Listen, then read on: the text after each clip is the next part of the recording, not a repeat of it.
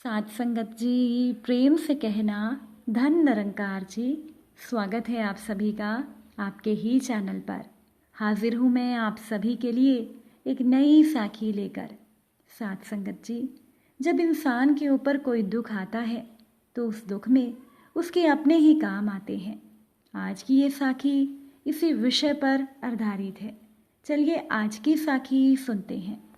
साथ संगत जी, अपने ही घर में 3 बेटे और बहुओं के बीच में रहते हुए भी साधना जी आज अकेली पड़ गई थी, जिसका कारण था उनका कठोर व्यवहार और रूढ़िवादिता। और एक आदत साधना जी की बहुत बुरी थी कि दूसरों की बातों में ही आ जाना। साधना जी अक्सर ही अपने पड़ोसियों से अपने घर की बातें करती और फिर उनके पड़ोसी भी बातें बनाकर जो भी साधना जी को बोलते वो ही बातें साधना जी अपनी बहुओं को ताना दे देती और बहुओं के काम में हमेशा कमियां निकालती ही रहती थी। इसी वजह से उनके परिवार में हमेशा कलेश बना रहता था, क्योंकि साधना जी बहुओं की भी आपस में बनने नहीं देती थी। साथ संगत जी, साधना जी के तीनों बेटे और बहुएं बहुत अच्छे थे। उनके पति भी बहुत ही सीधे स्वभाव के थे। उनकी एक ही बेटी थी जिसकी शादी हो चुकी थी। साधना जी के पति का व्यवसाय था जो अब उनके तीनों बेटे मिलकर संभाल रहे थे। जब तक साधना जी के पति जीवित थे तो पूरे घर में साधना जी का राज चलता था। उनके पति उन्हें बहुत समझाते कि दूसरों की बातों में आकर अपना घर मत बिगाड़ो, आगे चलकर तुम्हें पछताना पड़ेगा। पर साधना जी के कानों पर जूं तक नहीं रेंगती थी। वो अपने बेटे और बहुओं से झगड़ा करके उन्हें चुप करा दिया करती थी। एक दिन अचानक से साधना जी के पति की मृत्यु हो गई।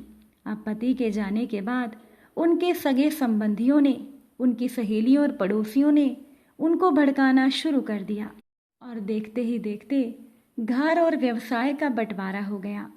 उनके बेटे ना चाहते हुए भी एक ही घर में अलग अलग रहने लगे। साधना जी किसी के साथ नहीं रह पाई अपने व्यवहार की वजह से, और उन्होंने अपना एक कमरा और गृहस्थी अलग कर ली।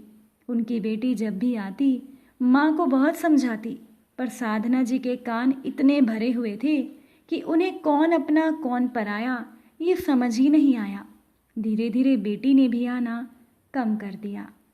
अब इस तरह से परिवार के बिखरने और टूटने के साथ उनके व्यवसाय पर भी, जो कि बहुत फैला हुआ था, व्यवसाय पर भी फर्क पड़ गया। साधना जी का समाज में जो रुतबा था वो भी कम हो गया।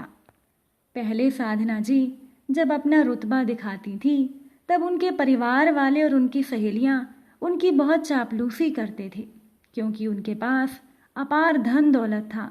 पर अब जो लोग दिन रात साधना जी के आगे पीछे घूमते रहते थे, उन्होंने भी धीरे धीरे साधना जी के पास आना कम कर दिया। नौकरों से भी साधना जी का व्यवहार अच्छा नहीं था। इसी वजह से वो जब भी किसी को काम पर बुलाती तो वो नौकर बड़ी मुश्किल से आकर अपना काम किया करता था। अब तो साधना जी को अपनी हठ धर्मी और गलतियों का एहसास भी होने लगा था। पर अब क्या होता, बात तो बहुत बिगड़ चुकी थी। अब तो उनके पास कोई आता जाता ही नहीं था। साधना जी के बेटे भी शुरुआत में तो अक्सर माँ का हाल चाल पूछने आ भी जाते थे, पर अलग अलग होने के साथ जिम्मेदारियां बढ़ने की वजह से उनके बेटे भी कभी कभार ही उनका हाल चाल पूछते थे। अब एक दिन सुबह से ही साधना जी का शरीर बहुत दर्द कर रहा था। उन्हें ठंड भी बहुत लग रही थी।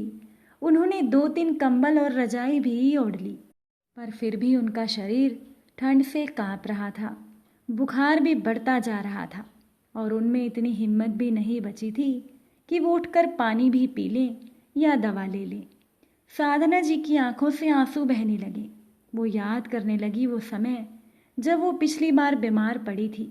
तब उनके खराब व्यवहार के बाद भी उनकी बहुओं ने और उनके बेटों ने दिन रात उनकी सेवा की। पूरे समय कोई न कोई बेटा बहू साधना जी के सिरहाने बैठा ही रहता था। समय समय पर बुखार चेक करते और उन्हें दवाइयाँ भी देते रहते थे। उनकी बहुएं उनके हाथ पैर दबाती रहती थीं। आज साधना जी पछता रही थी कि इतनी बड़ी होकर भी वो अपने और परायों की परख नहीं कर पाई। अब अपने ही घमंड में चूर, ना तो साधना जी ने पति की बात मानी, ना ही अपने बच्चों की। और आज हालात ये हो गए कि उनका पूरा परिवार बिखर गया केवल उन्हीं की वजह से। वो रोते रोते बेहोश होकर नीचे गिर गई। अब 12 बजे जब उनकी बाई आई तो बाई ने देखा कि साधना जी का दरवाज़ा खुला नहीं है।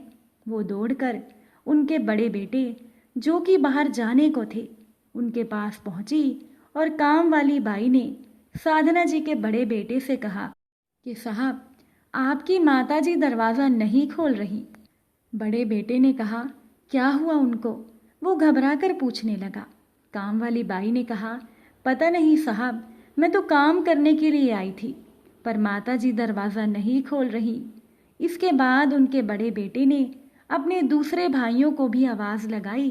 सभी दौड़कर चले आए साधना जी के पास। सभी ने मिलकर दरवाज़ा तोड़ा तो देखा कि साधना जी नीचे गिरी हुई थी और बेहोश थी। उनका शरीर तेज बुखार से तप रहा था। सभी ने मिलकर उनको उठाया और जल्दी से गाड़ी में लेटाकर अस्पताल ले गए। पीछे दूसरी गाड़ी में उनकी बहुएं भी जल्दी से अस्पताल में आ गई। पूरी तरह से चेक करने के बाद डॉक्टर्स ने उनको भर्ती कर लिया। सारे चेकअप के बाद पता चला कि उनको डेंगू हुआ था। उनको अस्पताल में भर्ती करके इलाज शुरू किया गया। करीब 3-4 घंटे के बाद जब साधना जी को होश आया तो खुद को अस्पताल में देखकर उन्होंने नर्स से लड़खड़ाती आवाज़ में पूछा कि मुझे यहाँ अस्पताल में कौन लाया है। नर्स का जवाब था, आपका परिवार ही आपको लाया है और आपका परिवार बाहर खड़ा है। ये सुनकर साधना जी रोने लगी। उन्होंने नर्स को कहा, क्या आप सबको अंदर बुला दोगी? मैं अपने परिवार से मिलना चाहती हूँ। नर्स ने कहा, अम्मा जी, मैं सबको तो नहीं बुला सकती, लेकिन कोई एक इंसान आपसे मिल सकता है। तब साधना जी ने कहा, बस 5 मिनट के लिए किसी को बुलवा दो।